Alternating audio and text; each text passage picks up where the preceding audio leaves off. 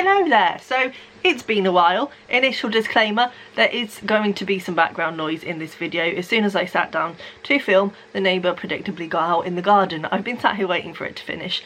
I don't think it's gonna, so we're just gonna roll with it. Anyway, I'm here to do my March wrap up. As I say, it's been a while. I haven't done a video actually since my last wrap up, and obviously things have gotten a little bit crazy by then. Especially being pregnant at this time has not been the best for my headspace.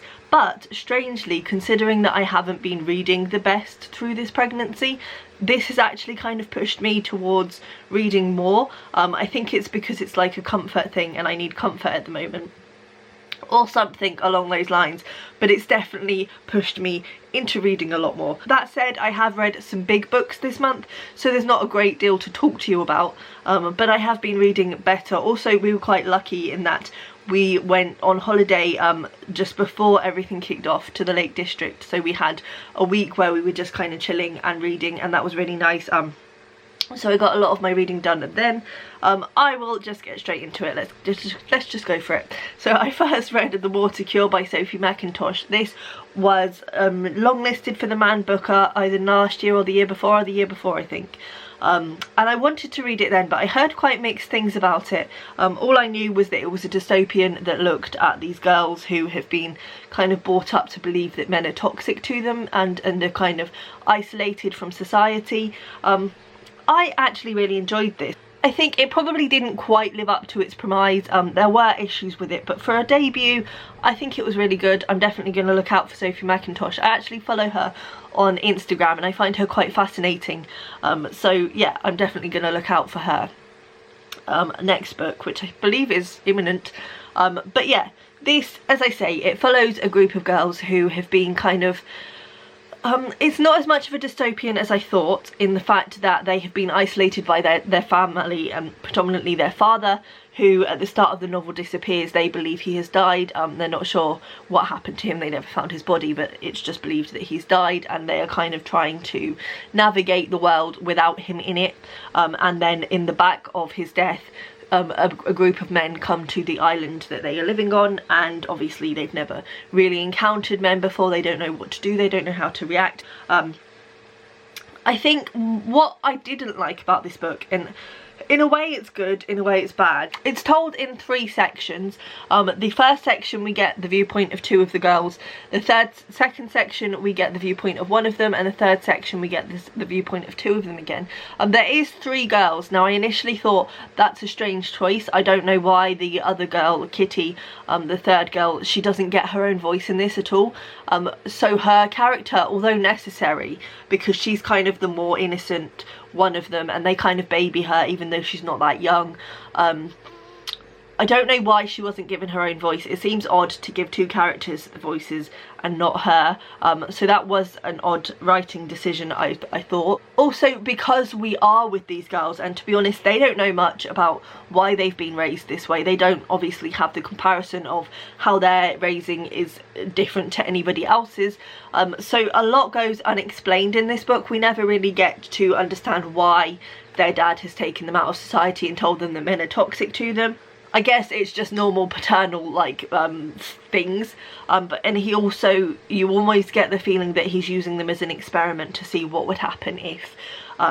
But yeah, that kind of thing is never really explained. It's never really explained how their mum feels about it, and it's never truly explained what this water cure is. They're always referring to a water cure, and at one point they actually had women who would come to their house and take this water cure, but it's never really explained what the water cure is or what it's supposed to do to help these women cleanse themselves or make themselves immune to these men. So the world is not quite as formed as you would like it to be, but at the same time it's understandable that it's not, because the girls only know what they know. They only know what they've been told, so it wouldn't perhaps make sense for them to be able to explain everything. But other than that, I did enjoy this. I think it's really dark, the writing's really beautiful. It reminded me of a mixture probably between The Virgin Suicides by Jeffrey Dendies and also The Gracekeepers by Kirsty Logan. I think Kirsty Logan fans would definitely enjoy this. As I say, it doesn't quite live up to its premise, but it's still well worth a read. I still enjoyed it. I still thought it was interesting. Then I moved on to the book that I took on holiday with me, which was The Ship of Destiny by Robin Hobb. This is the third in the Live Ship Traders and the final of the series. I've loved these. I've really enjoyed these. You can tell I've enjoyed these because they are beastie books. They are huge, and I never read fantasy, and I started these I think last February, and I have now read all 3 of them, which is just unheard of for me. I would usually pick up one book in a series and then read the next one a few years later, but I just really enjoyed these, and I really enjoy taking them on holiday because they're big, they're meaty, you can really get stuck into them, and yeah, they're just enjoyable. So I can't say much obviously about this book in particular without ruining the other ones, but basically this is just a world in which ships, these ships called live ships, have basically been carved out of a special kind of wood. Figureheads effectively come to life in the sense that if enough members of a family die on the deck of that ship, the figurehead effectively becomes animated. It's not a person in its own right because it runs off of the feelings of the people on the ship, and particularly one member of the family the ship will usually connect to, so the figureheads in these ships are kind of characters in the story, and we follow these different ship families and also a pirate who is trying to get himself a live ship, and obviously this is the crux of all of the characters' journeys.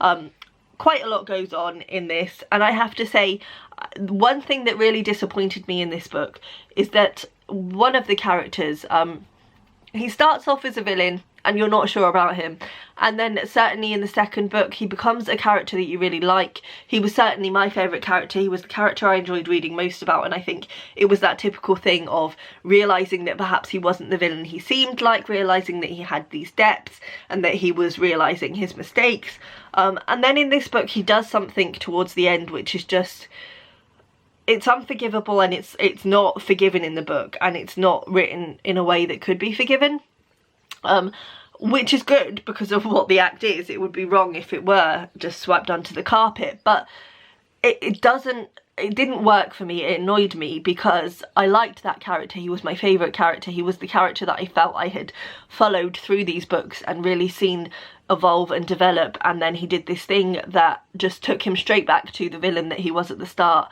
and it was just left at that. So all of that characterisation and that development of his character kind of felt like it was wasted. And also what happens to him afterwards, it's obvious why he had to be villainised again, but then it annoyed me because I liked him and he was my favourite, and I just didn't feel like it was in keeping with the character curve that we've seen from him. Also, the end of this book, obviously being the end of a big trilogy that's kind of huge in scope and can't really come to any kind of definite ending, it packs a lot into the last 100 pages, I would say, to the point where you kind of end up being like, well, what's going on? So that was kind of an off-putting thing for me, but for the most part, up until the last 200 pages, I'd say I loved this. It was fun, it was enjoyable. As soon as I start reading these books, I just can't put them down, and they're just the kind of books that make you feel happy when you're reading them and comfortable, and I just love them.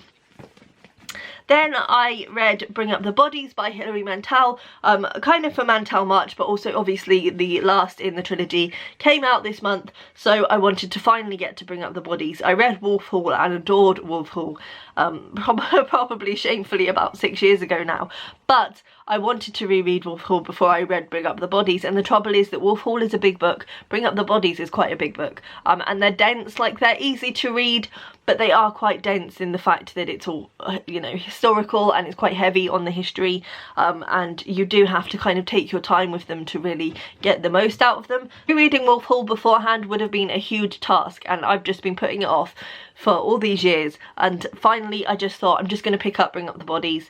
I'm just going to do it. I do think I would have enjoyed this more if I had read Wolf Hall again first. I think I definitely missed out on some things, and it's written in a very unique style, which I think I would have felt more comfortable in if I had reread Wolf Hall. That said, I still adored this. These are obviously, I don't need to explain, I'm sure they are Hilary Mantel's historical books about Thomas Cromwell, who was the advisor of Henry VIII, and is kind of lacking from history, so Hilary Mantel wanted to bring him to life in this trilogy.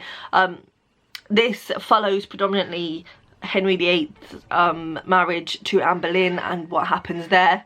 Obviously we know how it ends, but how it gets to that point and how things fall apart. And the first book, I can't even remember what happens in it. I just remember I loved it. And I would say, I think Bring Up the Bodies generally gets more attention, possibly because Anne Boleyn is one of Henry VIII's better known wives, and so it's a story that people know better. But I think Wolf Hall, for me, definitely had the edge on this one. I think I definitely enjoyed it more as a reading experience. That said, I was reading this obviously when everything was kicking off and lockdown was being imposed, so my concentration wasn't the best, which is a shame because I think I would have enjoyed this much more if I had read it at another time. That said, I still really enjoyed this. Hilary Mantel has just got this way with words. As I say, these books are really uniquely written, and I think as a writer you just read them and you think, how did she keep up that tone for 3 whole books? It's amazing. Yeah, she's just got away with words. She comes up with some stunning sentences, and I think the good thing about these books is that you can see and feel how much she loves this world, and that's really comforting and lovely. I'd recommend, as I say, I think I'm probably in the minority that I preferred Wolf Hall, but there are a lot of variables as to why that might be, so I don't know if that's a decent judge of the quality of the book. That's everything I read in March. As I say, it could have been more, but there were 2 really big books in there, Bring Up the Bodies and Ship of Destiny. Please let me know what you've been reading this month and how you're all doing, and I will see you next time. Bye!